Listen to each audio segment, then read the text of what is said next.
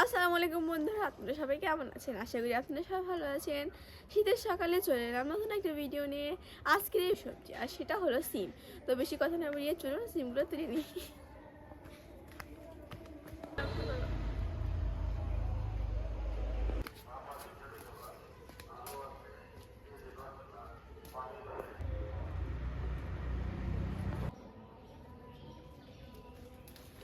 তো বন্ধুরা সিমগুলো আমি তুলে নিচ্ছি।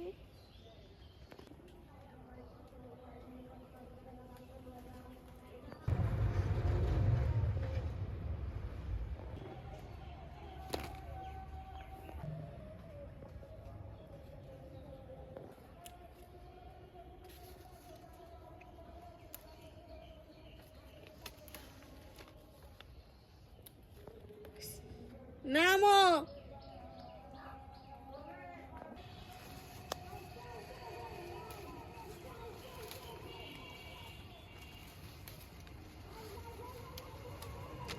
তো বন্ধুরা এখানে আমি অনেক সিম তুলে নিয়েছি, এগুলো ভর্তা করতে পারি, কী করবো অতটা মনে ঠিক করিনি।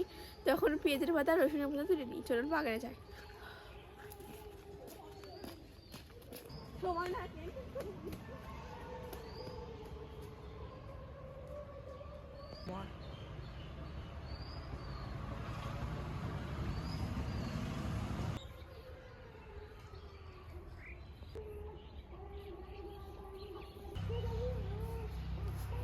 এখন পেঁয়াজের পাতা আর রসুনের পাতাগুলো তুলে নিই।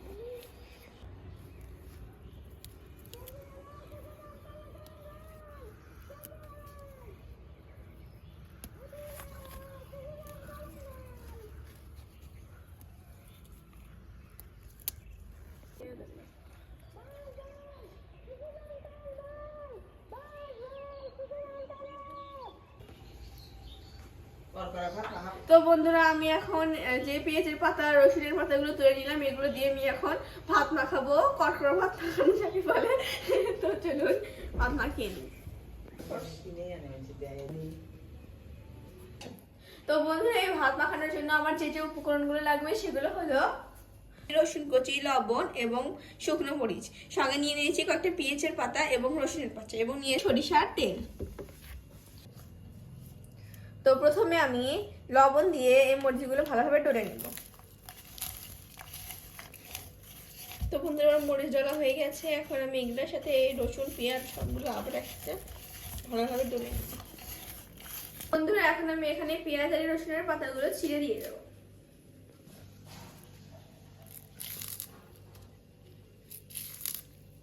এগুলো যদি হাত দিয়ে ডলে নেই তাহলে এমন নিপাস হয়ে যাবে। এগুলো অত বড় ভালো করে কাটার প্রয়োজন হয় না। এখন আমি এগুলো সহ এই পেঁয়াজের মধ্যে ডলে নেব। এরপরে তেল দিব। আগে ভালোভাবে ডলে এর মধ্যে থেকে যে পানিগুলো আছে ওগুলো বের করে নিই, তাহলেই তো ভালো একটা মশলা বানাবে। এখনই বাড়িয়ে গেছে মশলাটা।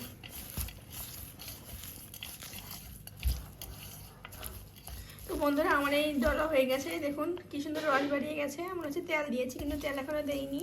এখন আমি এর মধ্যে খাঁটি সরিষার তেল দিয়ে দেবো।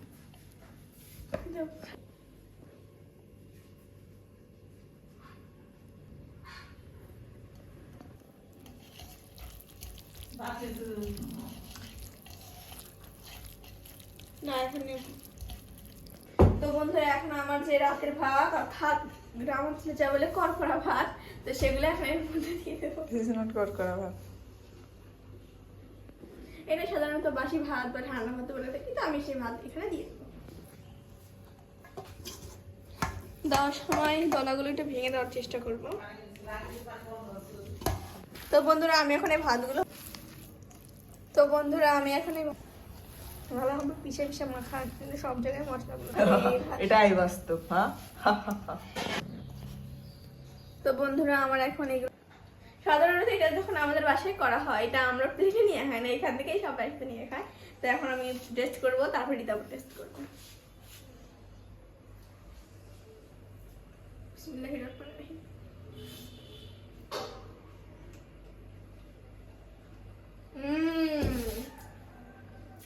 অনেক মজা হয়েছে বন্ধুরা, পিঠা করে খেয়ে দেখো। আজকে ভিডিও সামনে গিয়ে খাবো, তোমাকে কথা করে খাই। অত বড় দা খেতে পারো না।